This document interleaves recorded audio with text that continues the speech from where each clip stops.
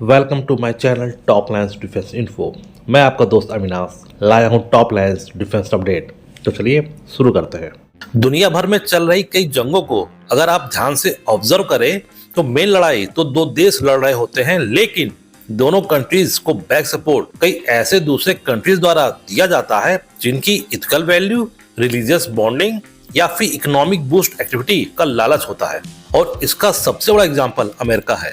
दुनिया में कहीं भी जंग हो, अमेरिका वहां पार्टिसिपेट करने पहुंच ही जाता है, फिर अपने यहाँ बने हुए डिफेंस इक्विपमेंट को किसी भी देश को बेच के मुनाफा बनाना शुरू कर देता है। हालांकि अमेरिका द्वारा शुरू किया गया इस काम से उसको केवल अपने देश की इकोनॉमी को बढ़ाने में हेल्प मिलती है, लेकिन कई देश रिलीजियस बॉन्डिंग के कारण भी जंग में किसी खास देश को सपोर्ट करते हैं। अभी कुछ साल पहले 2020 में अर्मेनिया और अजरबैजान के बीच नगोर्नो काराबाख एरिया को लेकर भीषण जंग चल रही थी, जहां इस जंग में अजरबैजान को पाकिस्तान, टर्की और इजराइल का सपोर्ट मिल रहा था, तो अर्मेनिया को केवल इंडिया का ही सपोर्ट मिल पाया। इंडिया द्वारा अर्मेनिया को सपोर्ट देने का मेन कारण कश्मीर मुद्दा था, जिसमें अर्मेनिया हमेशा इंडिया के पक्ष में बोलता था। तो वहीं अजरबैजान का सपोर्ट पाकिस्तान और टर्की मुस्लिम कंट्रीज होने के कारण कर रहे थे। तो इजराइल अजरबैजान को अपने डिफेंस इक्विपमेंट को बेच के अजरबैजान को जंग में हेल्प कर रहा था।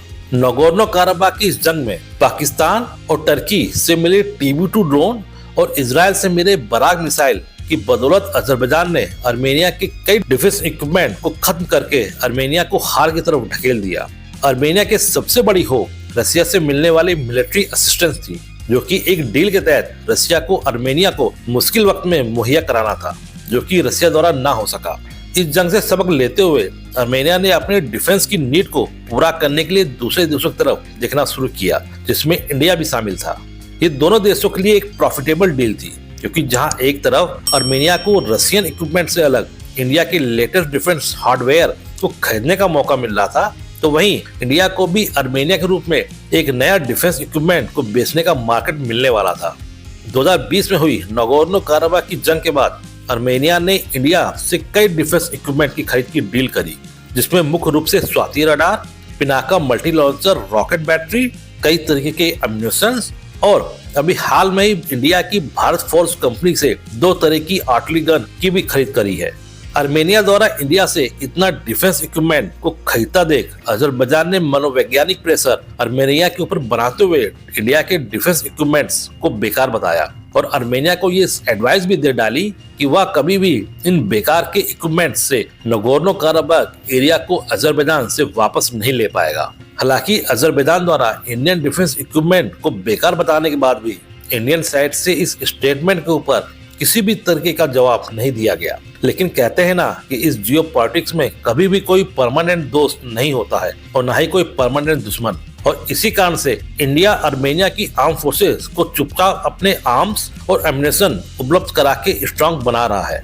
तो वहीं दूसरी तरफ अजरबैजान, जो कि इजराइल और टर्की से अभी तक डिफेंस इक्विपमेंट खरीद रहा था, उसको अभी हाल में हुए एक इंसिडेंट ने परेशानी में डाल दिया है। कुछ दिनों पहले हमास द्वारा इजराइल के ऊपर किए गए हमलों के कारण इजराइल ने पलटवार करते हुए न केवल हमास को बल्कि दूसरे आतंकी संगठन हिजबुल्लाह के ऊपर जंग छेड़ रखी है, और अब उसने अपने जंग का दायरा बढ़ा के सीरिया तक कर लिया है।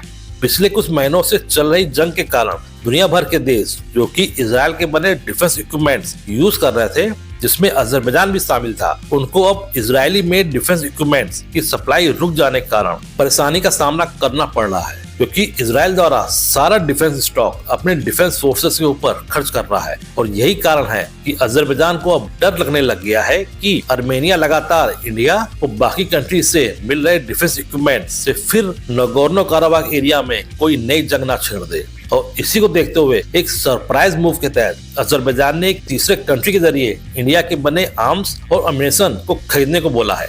हालांकि इंडियन गवर्नमेंट ने अर्मेनिया के साथ शुरू हुए नए संबंधों को देखते हुए ऑफर हुए इस डील को साफ साफ मना कर दिया है, और ये कदम सही भी है।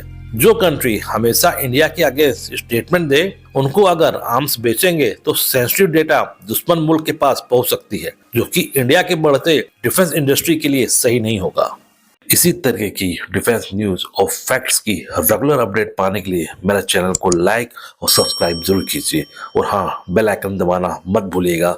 जय हिंद।